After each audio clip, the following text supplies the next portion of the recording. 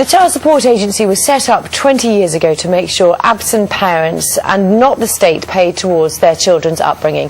Now it's being scrapped and tens of thousands of single parents will start receiving letters warning them of changes to the system. Joining us now are Liz Cowell, a specialist in family law, and Sarah Elliott, who's used the Child Support Agency to claim maintenance for her daughter. Very good morning, to both. Good morning. Liz, I wonder if, first of all, I could just get you to give us the sort of mug's guide as to what the change will mean in practice. In practice, it means they're going to calculate maintenance based on the payer's gross income.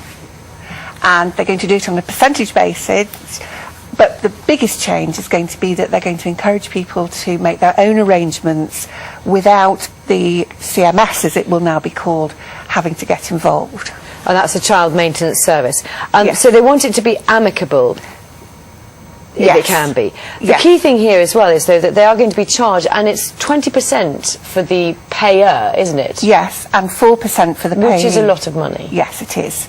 And very often, if you're applying for child maintenance, it's because you can't come to an arrangement between you. And very often it's at a stage when people are feeling particularly angry with each other. Yes. So it isn't a great time to be being made to make this kind of arrangement without help. Sarah, you've been through this experience yourself. Yeah, that's right, So, yeah. so what was the circumstance for you? Pretty much quite similar to that is that we tried to make an agreement but we were unable to stick to the agreement, so that's why I had to go to the Child Support Agency.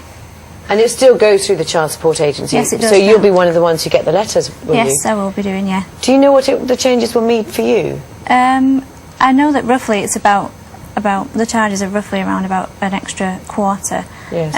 on my maintenance payment, so that's quite a big difference because it's money that could be going towards my daughter and instead it's going to be going towards the government. Sorry, can you clarify that? So even though you have an existing arrangement, Yeah, that's right.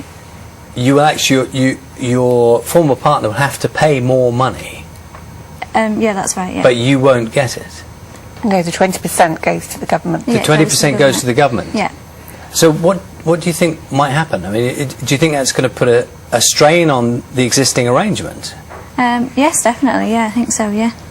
Does it worry you that it might make something that you have managed to sort out go wrong? Yes, definitely, yeah. I can understand an extra 20% charge is really high, so it would definitely create tension.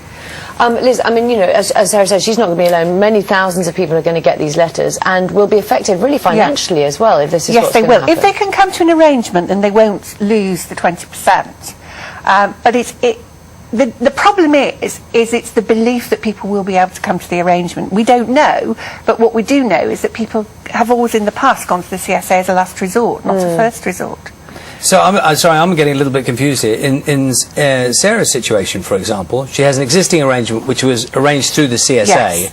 She is obliged. They are both obliged to Yes. to pay this fee. Yeah. So well, can she? if they continue to collect for her, she's obliged to pay the fee. That's the difference. And the other option is? The other option is she migrates onto an arrangement, which wasn't in existence before.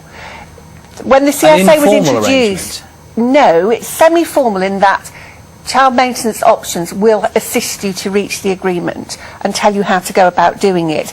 But then they encourage you to stay out of the system and do it yourself.